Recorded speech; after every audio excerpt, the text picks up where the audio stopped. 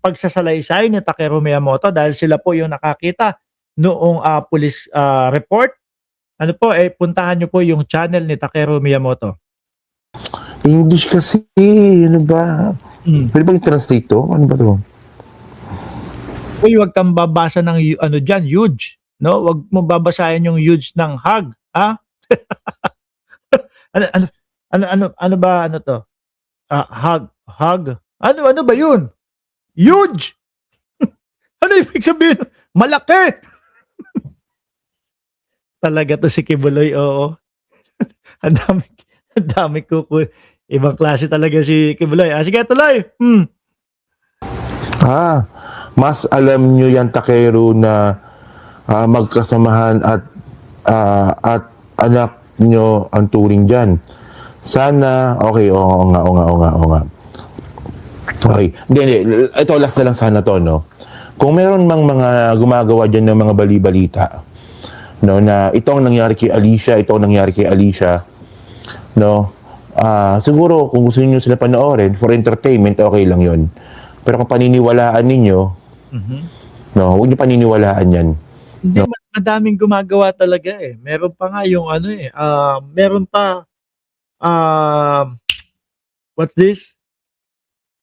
Yung nagkaonsihan daw po, mga kababayan. Pero, alam nyo kung bakit mas naniniwala ako dito sa part na to. Kasi, mga, siguro, nakaraang buwan, siguro nakaraan doon, o 2 buwan, may pag-uusap kami ni Mima Alicia na tutugma po, no? Dito sa isinasalaysay ni Takeru Miyamoto. Ayoko na lang pong laliman pa, hintayin po natin yung investigasyon. Daming chismis na, wag ho nating papaniwalaan po yun. Etong mga kaibigan namin, eto pong mismong mga kumakausap sa pulisya, nag-aasikaso, yan sila biyahe ni Koy, nandyan po ang first-hand information, mga boss. Andito sa amin, no? Andito sa amin yung ano eh. Andito kami. Kami yung nakatutok eh. Hanggang sa burol ni Bunso, andito kami eh. 'Di ba? Kung gusto niyo entertainment, na natutuwa kayo sa kanila na meron silang mga ibang mga kwento, okay lang po 'yon. Kasi karapatan niyo naman 'yon. Pero kung gusto niyo talagang malaman yung totoong update, sa grupo namin. 'Di ba? Yan. Tanungin nyo yung mga madaling madulas. Si Koy, ngayon wala si Koy dito eh. Si Nyolo, tanungin ninyo. Pag nag-like si Nyolo sa Bingador, tanungin ninyo, baka madulas. Si Chris, tanungin ninyo na kung anong klaseng tanong, di ba? Tawagan ko nga yung si Nyolo, si Koy, tsaka si Chris Ulo. Tawagan ko nga mamaya yun. O si Mike, tanungin ninyo kung anong klaseng mga tanong. Yan, yung mga yan. Oo. Si Boss Mike din nakausap ko, mga kababayan. Pero medyo dahan-dahan lang ako makipag-usap kasi alam ko naman na talagang kung merong malapit si Mima Alicia, yun talagang si Boss Mike. Inampun niya ho talaga, mga bossing, tumira sa bahay nila, magkakasama sila. Talagang inano niya, inalagaan, no, tsaka ni Jen, si Mima Alicia. Si Ballpoint sana eh, no? Yung nga lang wala dito eh. Yan. So yun mga kababayan, no? So, kita na lang ulit tayo. No?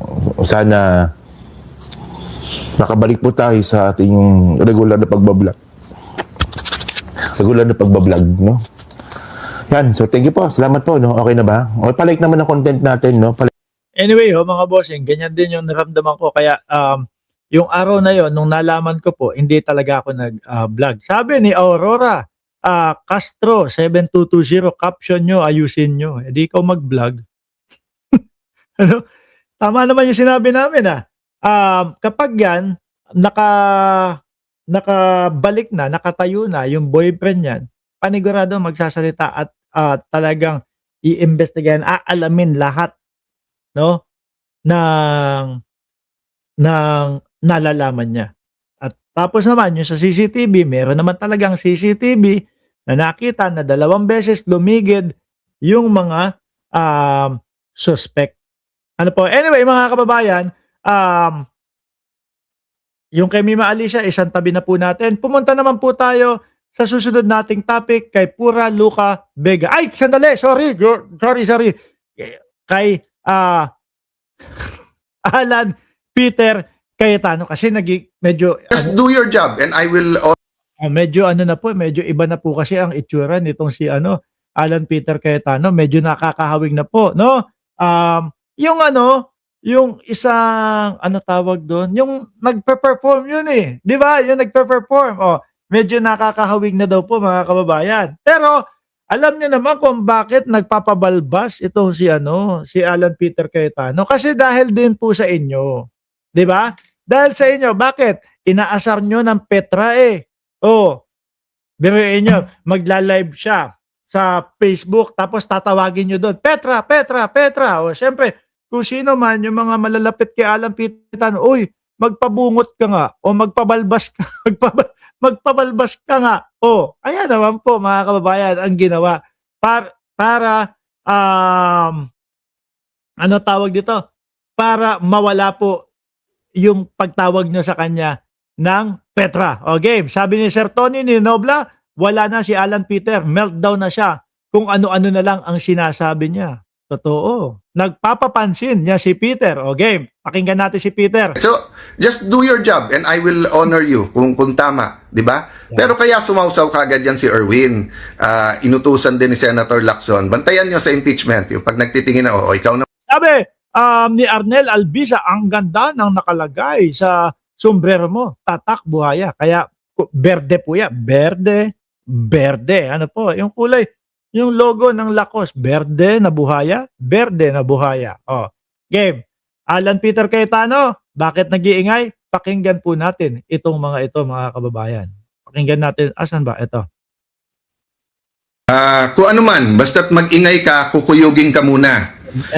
Whether Pinapauso si Alan Peter Cayetano ho. KKK daw ho, mga kababayan. Kuyog, kaso at kulong daw po. Pakinggan natin kung ano ang ibig sabihin niya doon sa KKK. ano ba sistema ng gobyerno ngayon? Una, kuyog, di ba? So pagka ikaw ay naging oposisyon, vlogger ka man, mayor, congressman, senador, Sandali. Hindi pa din ina-accept ng mamamayang Pilipino na kayo ang oposisyon. No? Para po sa akin, hanggang ngayon ho, mga kababayan, ang oposisyon po ay yun pa din pong mga kakamping. Di ba, Ma'am Nenjiji? Yun pa din pong mga kakamping. Ito pong mga DDS, mga Boss Chipamo, sir, dahil wala naman pong mga kakwenta-kwenta, yung mga issue nila, ang tawag po sa kanila ay Pogo-session.